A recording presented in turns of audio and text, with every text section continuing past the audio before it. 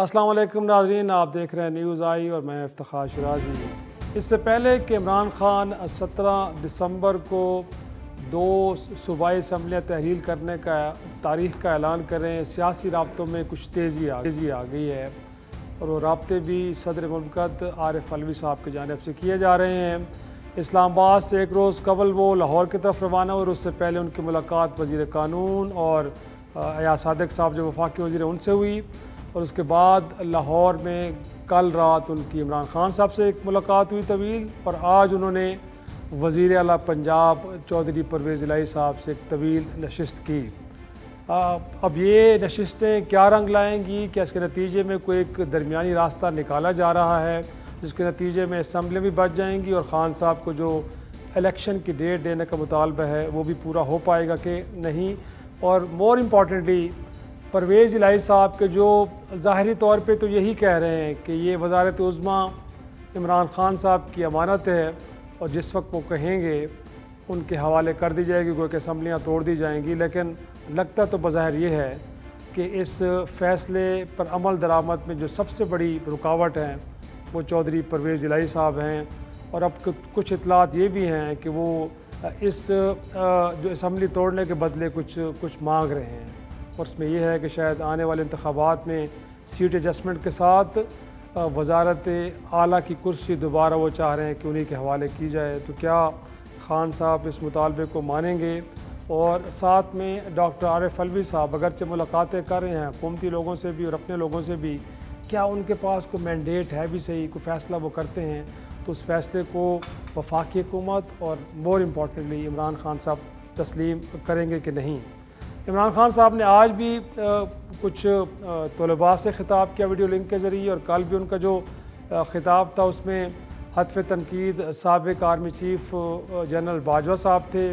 उनका ख़्याल है कि वो जाते जाते हुकूमत वक्त को एक NRO दे गए और आज भी उन्होंने कुछ इस तरह की गुफ्तगू की कि इस मुल्क के साथ सबसे बड़ा जुल्म जनरल बाजवा ने किया और चोरों को 11 खरब का जो है वो एक तरह से NRO दे के चले गए। अब देखना ये है कि जो बयानिया वो लेके चल रहे हैं, इस बयाने का उनको सियासी तौर पे फ़ायदा होगा या फिर नुकसान। और 17 तारीख को जो वो ऐलान करने जा रहे हैं वो कर भी पाएंगे कि नहीं। आज मेरे साथ शरीक गुफ्तगू हैं, स्टूडियो में मुझे ज्वाइन किया लीग नून के रुकन कौमी असम्बली सीनियर रहनुमा अली गौहर बलोच साहब ने, बहुत शुक्रिया सर आपका। और वीडियो लिंक पे हमारे साथ मौजूद हैं नदीम कुरैशी साहब, आप पार्लिमानी सेक्रेटरी हैं पंजाब असम्बली में और तहरीक इंसाफ से आपका ताल्लुक़ है और हमने चाहा कि एक न्यूट्रल और इंडिपेंडेंट ओपिनियन भी हमारे साथ हो, तो इमरान शफकत साहब सीनियर सहाफ़ी तजज़ियाकार हैं, उन्होंने भी हमें ज्वाइन किया है। गौर साहब, आपकी इजाज़त से मैं चाहूँगा कि ज़रा कुरैशी साहब से गुफ्तगू का आगाज़ करें। नदीम कुरैशी साहब, ये वो आज वाडा साहब की भी आपने ट्वीट देखी होगी कि अगर आपने असम्बलियाँ तोड़नी है तो तारीख़ पे तारीख़ क्यों दे रहे हैं, और साथ में उन्होंने ये भी फरमाया है कि कुछ सांपों के मशवरे पे जो खान साहब ने जो मौला जट वाला स्टाइल अपनाया था तो अब देख लिया कि उसका नुकसान आपको हो गया। और वो ये भी फरमा रहे थे कि देखिएगा ये जो आप कार्ड लेके ना पॉलिटिकल कार्ड असम्बलियाँ तोड़ने का, उन्होंने कहा जी आज लिख लें, ये भी आपका नाकाम होगा। तो लग तो ये रहा है सर, जो इतनी डिले हो रही है हमें लग रहा है कि जो वाडा साहब फरमा रहे हैं, क्योंकि उससे पहले उन्होंने कहा था कि जो लॉन्ग मार्च उनको खून ही खून नज़र आ रहा है तो फायरिंग होगी खान साहब पे। आज वो ये क्लेम कर रहे हैं कि ये जो आप कार्ड लेके चल रहे हैं ये भी चलने वाला नहीं है।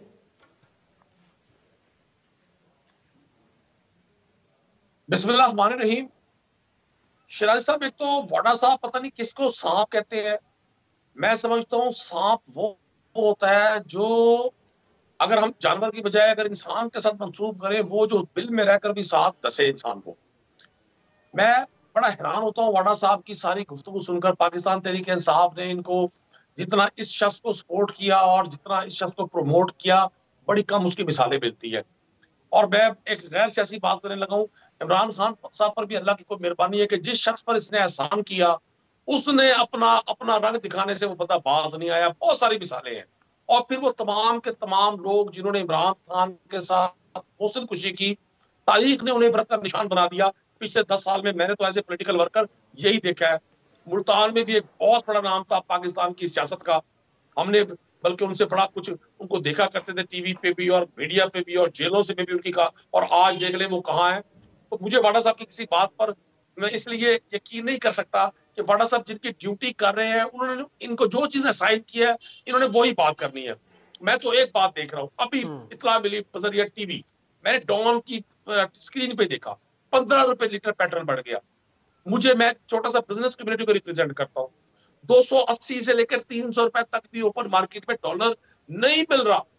पाकिस्तान का इंपोर्टर जो पाकिस्तान को चीज इंपोर्ट करता है, पाकिस्तान की 65%, आप भी साउथ पंजाब के एक एरिया को रिप्रेजेंट करते हैं। साउथ पंजाब में आप देखें, जो इस वक्त वीट की क्रॉप तैयारी के मराहिल में है, यूरिया अवेलेबल नहीं है या डीएपी अवेलेबल नहीं है, और जो चीज सारा पॉलिटिकल विजडम का मुजाहरा करें ना, सियासी इस्तेकाम लेके आए मुल्क के अंदर, पॉलिटिकल विजडम का मुजाहरा करें ना, कुछ चीजों को थोड़ा सा काम डाउन करें ना, कोई भी तो नहीं कर पा रहा। शहनाज साहब, पॉलिटिकल विजडम ये है कि इनके साथ मिल जाया जाए, जो महंगाई को खत्म करने के नाम पर इक़्तिदार पर काबिज हुए एक साजिश के जरिए, जिन्होंने आने के बाद महंगाई के बम से, वो कहते थे ना शहबाज पीर से एक साहब बड़े मुतासिर थे, वो आजकल रिटायर हो गए हैं। तो मैं उनको कहना चाहता हूँ, जनाब शहबाज पीर ने रोन दिया पूरी कौम को। गरीब का बच्चा बिल बिला रहा है, जब 15 रुपए लीटर आज पेट्रोल बढ़ेगा, कल इसके असरात आपके फ्रेट से लेकर दुनिया की हर पाकिस्तान की हर उस आइटम पर होंगे जो गरीब आदमी इस्तेमाल करता है। ये अरबपति लोग हैं, इनके लिए तो 3000 रुपए भी लीटर पेट्रोल हो जाए, क्या फर्क पड़ता है। ये 8-9 माह में जो कुछ पाकिस्तान के साथ हुआ, वो मिफ्ता इस्माइल ने सारी कहानी आज भी बयान की, कल भी बयान की, और आपके डॉन में उनको आर्टिकल मैंने पढ़ा था। वो कह रहे हैं कि हम नहीं कह रहे, आपके साबिक वजीर खजाना भी यही फरमा रहे हैं कि मुल्क का सत्यानाश हो गया। सर, अगर आपने एंगेज करना है तो थोड़ा सा प्रोडक्टिव वे में करें। मुलाकातें तो सदर साहब के साथ आप कर रहे हैं, कोई फैसला कर ले तो उसे अनाउंसमेंट लेके आएँ, ताकि एक सियासी इस्तेकाम है, मईशत बेहतर हो, लोग पुरसकून हो, मामलात आगे बढ़ें। आप भी लगता है कि इस सारी सिचुएशन के मज़े ले रहे हैं अभी तक। बिस्मिल्लाहिर्रहमानिर्रहीम। देखें, ज़ाती तौर पर कुरैश साहब की मैं बड़ी इज़्ज़त भी करता हूँ, मेरे दोस्त भी हैं, और सियासी और नज़रियाती इख्तलाफ अपनी जगह पर है। देखें, गुजारी ये है कि मुझे सिर्फ़ इस बात का अफसोस होता है कि कुरैशी साहब जैसे बंदे से मैं तवक्को नहीं करता कि वो इंसाफ से हट के बात करें। वो मतलब शफाफ चली, इंसाफ चली वाला एक झूठा बयानिया जो है, उसको ही हर वक्त टो करें, ये उनके, मैं समझता हूँ कि उनके लिए मुनासिब नहीं है। बातें जायज़ करनी चाहिए। बिल्कुल काफ़ी बातें उन्होंने दुरुस्त की हैं, महंगाई है, लोग परेशान हैं, ये एक हकीकत है। लेकिन इस तस्वीर का एक रुख वो दिखाते हैं, दूसरा रुख अगर वो दिखाएं तो सामने कुरैशी साहब को अपनी और अपने लीडर की तस्वीर नज़र आ जाती है। इसलिए दूसरे रुख को दिखाना की कोशिश नहीं करते किसी टॉक शो में, उसको ऐसे सीने से लगा के रखते हैं कि कोई देख न ले। दूसरा रुख ये है कि ये हालात इस नहज पर किस तरह से पहुँचे, ये हालात पाकिस्तान में क्यों हुए। 2013 से लेकर 2018 तक जब हमने गवर्नमेंट की, उस वक्त हमें बड़े चैलेंजेस थे। जब 2013 में हमने हुकूमत संभाली थी, 20-20 घंटे की लोड शेडिंग होती थी, महंगाई भी थी, बिजली के रेट्स भी ज़्यादा थे, दीगर मसले मसाइल भी थे। लेकिन 13 से 18 से लेकर हमने ना सिर्फ उन चैलेंजेस को कबूल किया, बल्कि उनके ऊपर अल्हम्दुलिल्लाह हमने उनको हल किया। उनको पाकिस्तान को एक मुआशी तौर पर एक पटड़ी पे चढ़ाया, जिसमें काबिल ज़िक्र सिर्फ 3 चीज़ें। एक, लोड शेडिंग का ख़ात्मा, 20-20 घंटे की बिजली पैदा करने के कारखाने लगे। जो दहशत गर्दी, हर चौक में धमाके होते थे, अल्हम्दुलिल्लाह अल्लाह के फजल करम से ज़रबे अज़ब जैसा जो ऑपरेशन हुआ, उसके बाद तकरीबन 99% फ़र्क पड़ा। तीसरी बात यह है कि सी पैक जैसा प्रोजेक्ट आया, जीडीपी ग्रोथ रेट 6% पर गया, जो इन्फ्लेशन रेट है वो 4% पर गया। उसके बाद यहाँ पर एक इमरान प्रोजेक्ट लॉन्च किया गया। उस इमरान प्रोजेक्ट में अली गौर साहब, तारीख का सबसे बड़ा सर्कुलर डेट $18 अरब से ज़्यादा का छोड़ के गए। मैं उस बात पर, ये भी बहरहाल तल्ख हक़ाइक़ है ना। देखिए मेरी गुजारिश सुने, सारी चीज़ें मैं कह रहा हूँ कि कोई 100% अबूर तो नहीं, बातें तो जायज़ करनी चाहिए ना, मीडिया पे दुनिया हमें देख रही है।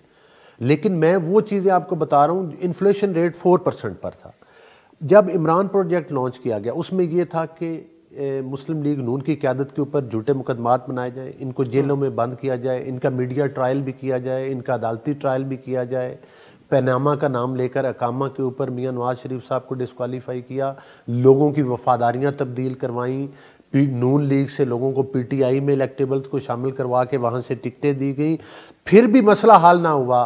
फिर भी 2018 में आरटीएस सिस्टम बंद करके, एक अवाम का मैंडेट चोरी करके, छीन के एक नाअहल हुकूमत को मुसल्लत किया, जिसने तारीख के सबसे बड़े कर्जे लिए, कर्जे हड़प किए, करप्शन के स्कैंडल्स का बड़े बड़े कायम हुए और उसके बाद मुल्क की मईशत का भुरकस निकाल दिया।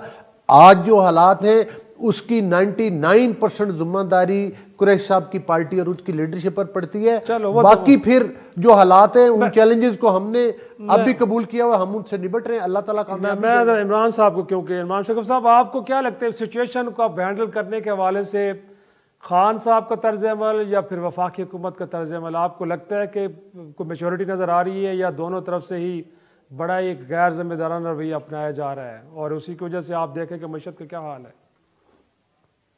देखिए, जो जहाँ तक इकोनॉमी की सूरत हाल है, मैं सिर्फ इतना कहूँगा कि पाकिस्तान की जो इकोनॉमी है वो एक रेंटल इकोनॉमी है।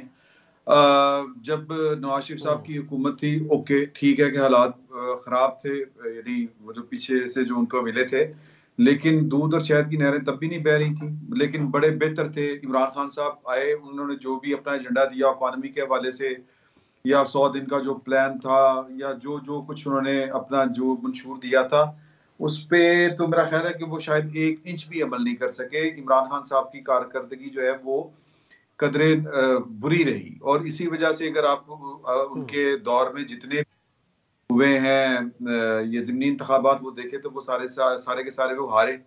अब मजबूरी सूरत हाल पाकिस्तान की ये है कि पाकिस्तान की जो अवाम है वो शायद सबसे ज्यादा, ये मैं बार बार बात कहता हूँ कि वो सबसे ज्यादा इग्नोर होने वाला जो एलिमेंट है पाकिस्तान में, वो पाकिस्तान के अवाम है। और इस वजह से पाकिस्तान के अवाम की, और जो गवर्नमेंट इन पावर होती है, या जिसको मौजूदा गवर्नमेंट कहते हैं, जो मुल्क चला रही होती है,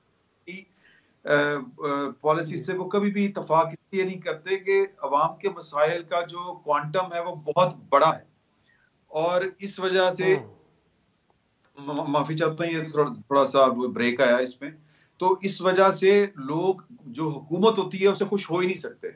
और इसी वजह से जो इस वक्त पाकिस्तान मुस्लिम लीग नून की जो आप समझ लें कि जो उनका पॉलिटिकल कैपिटल है वो इसी वजह से कर रहा है कि उनको लोगों की तौक़ात थी कि ये आएंगे बड़े चैंपियन हैं और आते ही हमारे हालात ठीक हो जाएंगे। नहीं हुए, नहीं कर सकते थे, नहीं हुए। इमरान खान साहब ने भी आगे जो कोई बड़े जो दावे किए थे वो भी नहीं कर सके थे। और पाकिस्तान के बदकिस्मती से पाकिस्तान के मसाइल जो इकोनॉमी के हैं या जो लोगों के मसाइल हैं वो इस कदर बढ़ चुके हैं कि ये किसी गवर्नमेंट के बस की अब बात नहीं रही।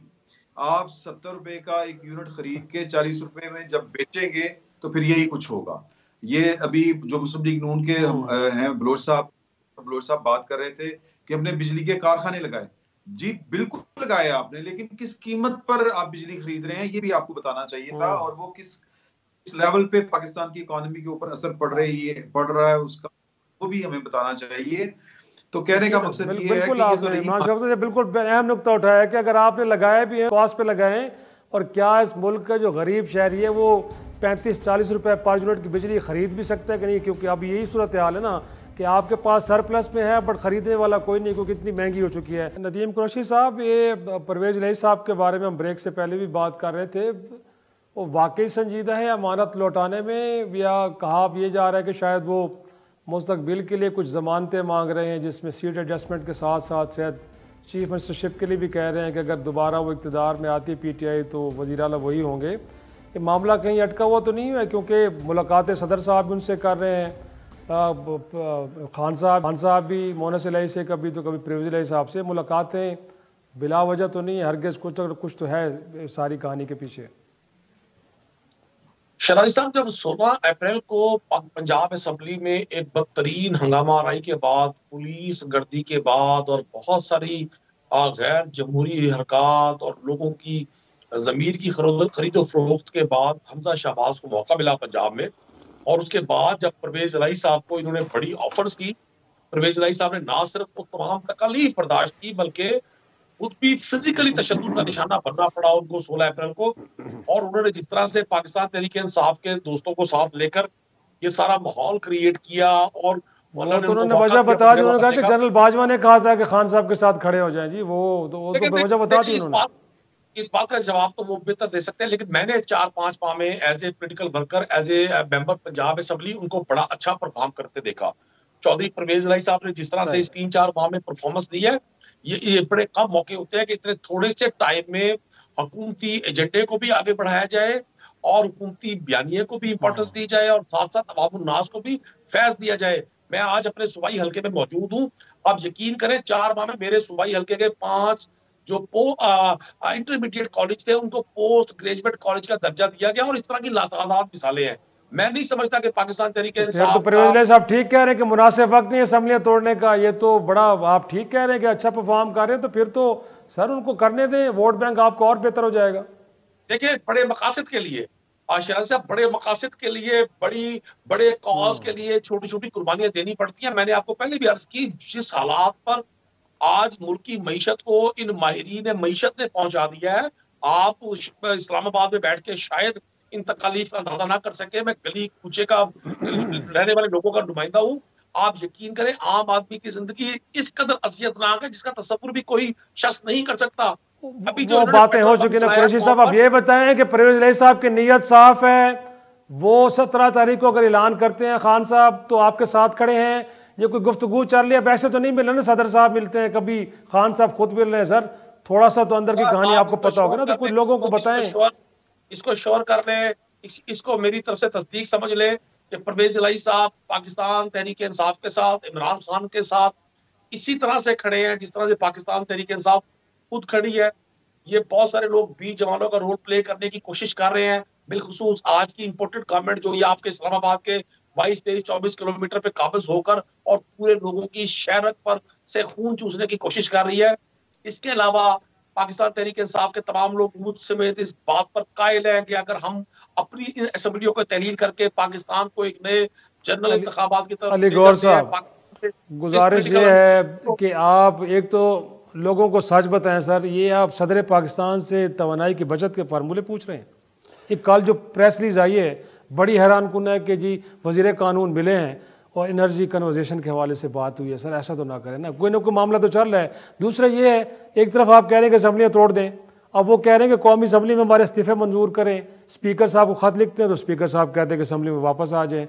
अप्रैल से तनख्वाहें उनको दे नहीं रहे, इस्तीफे उनके मंजूर नहीं कर रहे। सर आप भी कोई क्लियर कोई स्टैंड तो लेना। देखिए पहली बात तो ये है कि जो आपको याद होगा कि कुछ दिन पहले राना सनाउल्लाह साहब ने पार्टी की तरफ से एक बड़ी वजाहत की थी, और हमारा बड़ा वादे मौक़िफ़ है कि हम असम्बलियाँ तोड़ने वाली सियासत का हिस्सा नहीं बन सकती हमारी पार्टी। कि आफ्टर ऑल हालांकि इन असम्बलियों के सबसे मुतासरीन बड़े मुतासरीन हम हैं, जिनसे हमारा पंजाब का मैंडेट छीना गया, दीगर सूबों में भी मैंडेट छीना गया, और ये सिलसिला चलता रहा। और मुनस इलाही और परवेज इलाही साहब के बयान के बाद तो कोई कसर नहीं रह जाती कि मुदाखलत किस हद तक थी, बल्कि बाजवा साहब ने ख़ुद भी अपनी आखिरी तकरीर में ये तस्लीम किया कि मुझसे गलतियाँ हुई। तो हम ये समझते हैं कि पाकिस्तान को आगे बढ़ना चाहिए, उन गलतियों का सिर्फ तस्लीम कर लेना नहीं, उस पर मादरत करके उनको दुरुस्त करना जो है वो मतलब है कि वो उसका मुनासिब है। दूसरी बात ये है कि अभी सिर्फ ये मरकज़ से खान साहब बाहर आए हैं, एक गैर जमहूरी हुकूमत को हमने एक जमहूरी तरीके से हटाया, अदम एतमाद करके हटाया, कोई हमने कू नहीं किया कोई। अब खान साहब ने तो बहुत सारी बातें की, पहले वो एक ढोंग रचाया साइफर वाला, फिर वो उसकी भी ISPR की तरफ से सारी तरदीदें आई, वो भी नाकाम हुआ, फिर कह देते हैं साजिश हुई, फिर कभी कहते हैं इस्टेब्लिशमेंट ने हमें हटा दिया। भाई आप अगर ये ख़ुद अपने मुँह से खान साहब तस्लीम कर रहे हैं कि भाई अगर ये इन्होंने करवाया नहीं है, एस्टेब्लिशमेंट कह रहे थे तो रोक तो सकते थे, इसका मतलब उन्हें कह रहे हैं कि वो रोकते क्या, फिर वो टेलीफोन कॉल करते। इसका मतलब है कि खान साहब ये नहीं चाहते कि मुल्क में जमहूरियत हो। खान साहब का आज भी मौक़िफ़ ये है कि मदाखलत हो, इस्टेब्लिशमेंट की मदाखलत रहे, लेकिन वो उनके हक़ में रहे, उनकी फेवर में हो, उनके मुखालफिन के ख़िलाफ़ मुकदमे बने, उनके मुखालफिन के वोट चुराए जाएँ। क्या ये डस्का में वोट चोरी करते हुए नहीं पकड़े गए? क्या इनको इलेक्शन कमीशन ऑफ पाकिस्तान ने और सुप्रीम कोर्ट ऑफ पाकिस्तान ने जो है वो सर्टिफिकेट नहीं पकड़ाया कि ये वोट चोर है? लेकिन तो अब आप चाहते क्या ना, वो तो बताएं ना हम लोगों ये को चाहते हैं, हम ये चाहते हैं वापस हैं असेंबलियों में कि ये असेंबलियां मुद्दत पूरी करें। अगर ये अपोजिशन में थे तो अपोजिशन में आकर किरदार अदा करें। हमने लॉन्ग मार्च किए, हमने एहतजाज किए पीडीएम के प्लेटफॉर्म से 3 साल, लेकिन हमने एक जमहूरी तरीका अपनाया अदम एतमाद वाला। अब खान साहब का अगर ये वो फैसला कर रहे हैं कि वो असेंबलियां तोड़ना चाहते हैं, तो हम हर रोज़ टॉक शोज में आके कहते हैं कि खान साहब आप जो कहते हैं उसकी नफी करते हैं। आप इतने दिनों से, अगर खान साहब ने असेंबलियां तोड़नी होती और ये सारा काम होता तो इनको फिर उसी दिन, जिस दिन ये अभी वो लॉन्ग मार्च, सो कॉल्ड लॉन्ग मार्च जो कि आज तक इस्लामाबाद तक पहुंची नहीं है, रास्ते में ही कहीं रुल पुल गई, तो वो उस लॉन्ग मार्च के एंड पे ऐलान कर देते भाई आज से असेंबलियां टूट गई हैं, ये असेंबलियां तोड़ेंगे, असेंबलियों के इलेक्शन हो जाएंगे, और क्या हम इलेक्शन में जाने के लिए तैयार हैं। ये हमें कहते हैं कि ये इलेक्शन से भागते हैं, आप असेंबलियां तोड़ें, आपको पता चल जाएगा कि हम इलेक्शन से भागते हैं या नहीं भागते। सही। तो ये मतलब है कि बातें बाकी पॉलिटिकल पार्टीज के रब्ते होते हैं जो हुए हैं। मुझे नहीं पता कि वो उधर जो प्रेसिडेंट साहब के साथ बात हुई है, लेकिन मेरा ख्याल है कि कुछ उसके ऊपर मुआशी हिकमत अमली भी मुल्क के लिए बन रही है कि तमाम पॉलिटिकल, आपको पता है कि एक वक्त था दांतों के डॉक्टर हैं वो मईशत के जब डॉक्टर हम नहीं है, ऑपोजिशन में थे, जब हम ऑपोजिशन में थे, अगरचे ये पूरी हमारी गवर्नमेंट को जो थे ऑपोजिशन में उस वक्त हम थे तो, और ये हमें विक्टिमाइज कर रहे थे हमारी लीडरशिप को, फिर भी उन बुरे हालात में भी शहबाज शरीफ साहब ने कहा था कि हम मिसाके मईशत करने के लिए तैयार इस मुल्क की, ताकि मुल्क की पटड़ी पे चले। लेकिन आप तो कह रहे हैं कि ऐसे शख्स के साथ गुफ्तगू नहीं हो सकती। जब हुकूमत इस तरह के स्टेटमेंट देगी तो फिर सर माहौल कैसे बनेगा? देखिए बात ये वो इसलिए जब न्याजी साहब स्टेज पर खड़े होकर मतलब अपनी चोरियों को छुपाएं और पाकिस्तान के हर आदमी को, हर सियासतदान को, हर साफ़ी को जो उन पर तनकीद करे, हर जज जो उनके खिलाफ फैसला करे तो उसको वो धमकी लगाएं, उसको वो चोर कहें, उसको गद्दार बोले, तो इस लैंग्वेज, ये सियासी लैंग्वेज तो नहीं है ना ही इस ऐसी बयानिए के बाद के जो है वो मुज़ाकरात हो सकते हैं। मैं जरा इमरान साहब आपको क्या लगता है, मैंने पहले भी आपसे ये सवाल किया था कि इस वक्त जो पोलिटिकल सिचुएशन को मैनेज करने के हवाले से हुकूमत का तर्ज अमल हो या फिर इमरान खान साहब का, आपको कितना लगता है कि दुरुस्त है? और मोर इम्पोर्टेंटली जो डिलेइंग टैक्टिक्स यूज़ कर रहे हैं खान साहब, अगरचे 26 नवंबर को उन्होंने ऐलान किया कि वो असेंबलियाँ तोड़ने जा रहे हैं, बट आज 15 दिसंबर हो गई, अभी तक वो टूट नहीं पा रही, तो डिलेइंग टैक्टिक्स के पीछे क्या है? कोई और गोल एक उन्होंने सेट किया उसको अचीव करना चाह रहे हैं? इलेक्शन की डेट लेने के अलावा भी कुछ है कि उनके खिलाफ जो मुकदमात हैं उनकी नौयत भी कहा जा रहा है कि बड़ी संगीन किस्म की है। मुझे ज़ाती तौर पर तो अगर आप पूछे कि इमरान खान साहब अभी तक तो अपना कोई भी जो टारगेट जो उन्होंने सेट किया था वो आज तक तो कोई अचीव नहीं कर पाए, और अब भी वो जो कर रहे हैं वो हमारी इतलात जो है वो जो हमें बताया जा रहा है चीजें वो ये है कि देखिए सियासतदान बात कुछ करता है, मकसद पीछे कुछ और होता है। सामने वो बात कर रहे हैं कि जी के इलेक्शन होने चाहिए, ये चोरी हो गई, चकारी हो गई, इकॉनमी बैठ गई, इकॉनमी पाकिस्तान की पहले कौन सी उठी हुई थी, लिहाजा इनका जो मकसद है वो चाह रहे हैं कि इनके खिलाफ जो मुकदमात जो अभी आपने बात की, यही इतला है कि ये जो मुज़ाकरात सदर साहब के साथ हो रहे हैं, बातचीत हो रही है, ये इमरान खान साहब की कुछ शराइत हैं और गवर्नमेंट कहती है कि शराइत नहीं, मुतालबात पे बात हो सकती है, शराइत के साथ बात नहीं हो सकती। और इमरान खान साहब की जो शराइत हैं यानी मामलात को एंगेज करने के लिए या एंगेजमेंट के जो असूल वो तय करना चाह रहे हैं वो इस बात पर कर रहे हैं कि मेरे खिलाफ मुकदमे नहीं आप बनाएंगे और बाकी बैठ के बात कर लेंगे। अगर आप गारंटी देते हैं कि मुकदमे नहीं बनेंगे तो बैठ के बात क्यों नहीं है? इमरान खान साहब को भी नजर आ रहा है कि आखिर में ये बैठ के ही बात होनी है। आप इस्तीफे दे के जा नहीं सकते, इस्तीफे दे के जाएंगे वो इलेक्शन करवा लेंगे। सिस्टम जो है वो सबसे ज्यादा सिस्टम को बेहतर पता है कि या कह लें कि सिस्टम वाले ये समझते हैं कि इस वक्त पाकिस्तान जो है वो किसी और नए तजर्बे का मुतहम्मिल नहीं हो सकता जो पाकिस्तान की इकॉनमी की सूरत हाल है, तो लिहाजा वो आखिरी हद तक जाएंगे कि पाकिस्तान में कोई मजीद जो एक अदम इस्तेहकाम, सियासी अदम इस्तेहकाम है, इससे ज्यादा आगे ना बढ़े या कोई नया शोशा ना शुरू हो जाए। तो वो उनका तो मतमे नजर ये है, तो लिहाजा इमरान खान साहब वो अपना टारगेट ये भी अचीव नहीं कर पाएंगे, तो उनको बैठ के बात करनी पड़नी है। अल्टीमेटली आगे जो होना है मुंतखब वो इन्हीं जो अपोजिशन के लीडर जो है उन्होंने बैठ के गवर्नमेंट के साथ बैठ के निगरान हुकूमत का मामलात करने हैं, इलेक्शन कमीशन के मुतालिक बात होनी है, और भी बड़ी सारी चीजें हैं। निगरान हुकूमतें यकीनन देखिए कुरैशी साहब, खान साहब ने कल भी जो स्पीच दी, आज भी दी, तो साबिक आर्मी चीफ जनरल बाजवा पे बड़े बड़े गर्जे बरसे हैं, लेकिन हमने देखा कि दौरान हुकूमत तो तारीफ़ें कर कर के थकते नहीं थे। गोया कि उनको जमहूरियत भी नज़र आ रही थी जनरल बाजवा में, हुब्बुल वतनी भी नज़र आ रही थी, उनको सब कुछ नज़र आ रहा था, एक कॉम्पिटेंसी भी नज़र आ रही थी। लेकिन अब ऑल ऑफ ए सडन वो समझते हैं कि इस मुल्क के साथ जो जुल्म करने वाले हैं उनमें सबसे जो पहला नंबर है वो जनरल बाजवा साहब का है। इस तरह अचानक ये सोच में, राय में इतनी बड़ी तब्दीली, क्या वजह है? शराजी साहब, आपने सुना होगा जनरल मुशर्रफ साहब ने अपने प्रेसिडेंशियल दौर के खात्मे के बाद जो पहला इंटरव्यू दिया, उनमें पाकिस्तान के बड़े सीनियर जर्नलिस्ट ने उनसे सवाल किया कि आपको अपने दौरे इक़्तिदार में सबसे बड़ी कौन सी गलती ऐसी नजर आती है जो आप समझते हैं इस कौम के लिए मुनासिब नहीं थी? तो जनरल मुशर्रफ ने अमेरिकन ड्रोन हमलों को मूर्द इल्जाम ठहराने की बजाय कहा था कि जो मैंने एनआरओ दिया बेनजीर भुट्टो को, नवाज शरीफ को और इन तमाम लोगों को, ये मेरी सियासी दौर की सबसे बड़ी गलती थी। और यकीन करें, आज जो कुछ पाकिस्तान की आवाम रोज देख रही है कि सलमान शहबाज साहब के मुकदमात खत्म और हमजा शहबाज के मुकदमात खत्म, और वुज़रा के अब मैं नाम लूंगा, कई मेरे दोस्त हैं और मुझे बाद में मेरे असेंबली में मिलते हैं तो बड़ी तनकीद करते हैं। तो क्या ये आम आदमी जो जो भूख से मरता और अगर रोटी चुरा ले वो और जेल में बंद है, और चंद रुपयों के लिए कोई साइकिल चोर अगर जो जेल में बंद है, उसके लिए ये कितना बड़ा एक लम्हा फिक्रिया है और हमारे पूरे निजाम सियासत पर, निजाम अदल पर, और इस रियासत के मुंह पर ये कौन सा ऐसा झूमर है जो हमने पहनाया है, और कितना बड़ा सवाल है हमारे निजाम अदल पर। लेकिन आदलों का तो कसूर कोई नहीं है, जिन्होंने ये मौका फराहम किया तारीख उन्हें जरूर पूछेगी।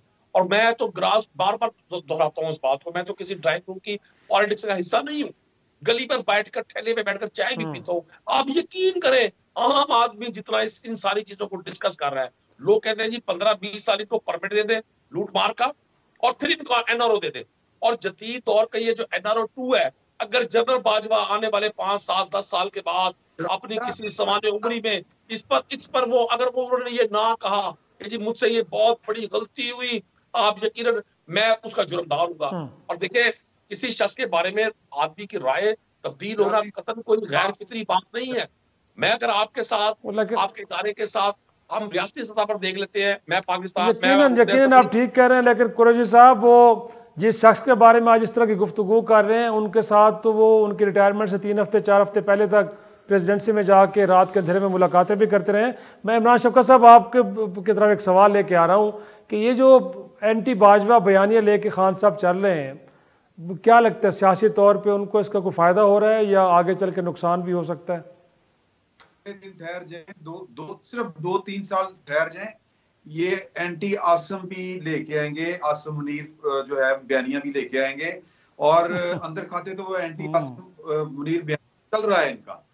मसला ये है कि जो इनको गोद में उठा के रखे वो बिल्कुल ठीक है, जो इन्हीं का आदमी हो। बाजवा साहब तो एक फौज के आदमी थे ना, फौज के आर्मी चीफ थे, और वो मैं फैसल वाडा साहब के मुतालिक इनके जो ख्यालात थे, अभी कुरैशी साहब जो फरमा रहे थे, मैं आपको उसका हवाला दे रहा हूँ। इस वक्त पाकिस्तान का कौन सा इदारा है, शख्सियत है जो अगर न्यूट्रल होके भी बात करे तो उसके ऊपर पीटीआई का या इमरान खान साहब का एताब नहीं टूटता। मसला सिर्फ ये है कि इमरान खान साहब ने जिस तरह की सियासत की है, जिस तरह की सियासत उनको आती है, उस सियासत में सिर्फ एक ही असूल है कि जो मेरे साथ मुझे जो कंपनसेट करेगा वो ठीक है, और जो मुझे कंपनसेट नहीं करता वो गलत है। वो चाहे अदालत हो, वो चाहे फौज हो, वो चाहे पार्टियां हो, इनके अपने लोग जिनके साथ इन्होंने 3-4 साल हुकूमत की, ये इनके जो इत्तेहादी थे उनकी बात कर रहा हूं। अब वो सारे चोर डाकू हो गए। अब जब ये कहते हैं कि इंपोर्टेड हुकूमत कहते हैं, तो इंपोर्टेड हुकूमत तो उन्हीं एलिमेंट्स के साथ बनी है जिनके साथ इनकी बनी हुई थी। अगर वो एलिमेंट्स ना होते, मैं एमके बात कर रहा हूँ, बीएन बात कर रहा हूँ, अगर वो एलिमेंट्स ना होते तो ये हुकूमत किस तरह बनती? तो बात सिर्फ इतनी है कि इमरान खान साहब को आपके आगे और कुछ आता, वो मुल्क को भी स्टेक पे लगा सकते हैं, इदारों को भी स्टेक के ऊपर लगा सकते हैं। उनको सिर्फ चाहिए कि हुकूमत मेरी हो, मुल्क में जमहूरियत हो या ना हो, हुकूमत मेरी हो, बस इतनी सी बात। सही सही। अली गौहर साहब, इनफैक्ट बड़ा अच्छा मौका आ गया है। अब स्टैब्लिशमेंट ने तो वाज़े तौर पे कह दिया है कि वो बिल्कुल पीछे हट गए, सियासी मामलात में कोई मुदाखलत नहीं है। अब बेहतरीन मौका सियासतदानों के लिए, पार्लिमान की सुप्रीमेसी के लिए, आपकी जमात, आपके रहनुमा भी यही बयान लेके चल रहे थे, खान साहब का भी यही है, पीपल्स पार्टी का यही है। स्पेस मिली है सर, इसको कोई यूज़ करें। और ये जो विक्टिमाइजेशन वाली कहानी है ना, अब आज़म सवाती साहब के ख़िलाफ़ एक जुर्म में 40-40 मुकदमे हो रहे हैं सर। लगता है कि आप भी जिस बात पे तनकीद करते थे खान साहब पे कि राना सनाउल्लाह साहब इसके खिलाफ मुकदमा, उसको जेल में डाल रहे हैं, उसी डगर पे आप चल पड़े हैं। इस मौके का फ़ायदा नहीं उठा रहे आप लोग। देखिए, राना सनाउल्लाह साहब के ऊपर जिस तरह से इमरान न्याई साहब ने मुकदमा बनाया, उसकी तो पाकिस्तान क्या दुनिया में उसकी मतलब है कि वो और कम मिसालें मिलेंगी इतने बड़ी ज़्यादती और इतने बड़े जुल्म की। और वो भी आपने देख लिया कि अल्लाह ताला ने राना साहब को भी सुरखरू किया। ज़ाहिर है वो था ही झूठा, वो तो पाकिस्तान का बच्चा बच्चा जानता है। ये ख़ुद यकीन करें, अभी नदीम कुरैशी साहब से भी टॉक शो से उठ के पूछ लें तो वो भी कहेंगे कि ये झूठा मुकदमा था। स्वाति साहब का मसला ये है, आपने बात दुरुस्त की है, लेकिन स्वाति साहब का प्रॉब्लम ये है कि स्वाति साहब ने जो लास्ट ट्वीट्स की है, नंगी गालियाँ दी हैं उसमें वो बातें हैं, नदीम कुरैशी साहब को भी पता है कि वो बातें हम इधर दोहरा नहीं सकते जो अल्फाज उन्होंने बोले। तो इस चीज़ का क्या, अगर मैं आपके बारे में तो एक मुकदमा हो गया सर, लोरालाई में और फिर सखर में, देखिए हर जगह तो बात ये है, वो तो खैर मैं उनके मुकदमात के बारे में नहीं जानता कि वो मतलब है कि ज़ाहिर है कि वो मेरा शुबा नहीं है, लेकिन मैं वैसे कह रहा हूँ कि स्वाति साहब भी जो हैं वो पता नहीं अपने साथ ज्यादती कर रहे हैं या पार्टी अपनी के साथ करते हैं या इदारों के साथ ज्यादती कर रहे हैं, उसको नहीं। दूसरी मैं ये गुजारिश करूँगा कि अभी मेरा भाई कुरैशी साहब गिनवा रहे थे। देखिए, मुझे एक चीज़ मुझे तज्जुब होता है जब ये सीना तान के बात करते हैं। इनका एक एक बाल जो है वो करप्शन में डूबा हुआ है। ये दूसरों को चोर कहते हैं या उनके कहते हैं। मुझे ये बताएं, जो चीनी और आटे का स्कैंडल था, जो फरा गोगी को एनआरओ परवेज लाई ने एंटी करप्शन के मुकदमात खारिज किए, अरबों रुपए स्मगल करवा दिए, अरबों रुपए। यकीनन देखें, फरा गोगी का नाम आएगा तो बिजली याद आ जाएगी। यकीनन सवालों के जवाब देने चाहिए, सवालों के जवाब सबको देने चाहिए। जब दूसरों से पूछा तौर पर फिर सवालों के कुछ जवाब आपको भी देने पड़ेंगे। नाजरीन, वक्त खत्म हो रहा है, आज खत्म करते हैं, इजाजत दीजिए, खुदा हाफिज।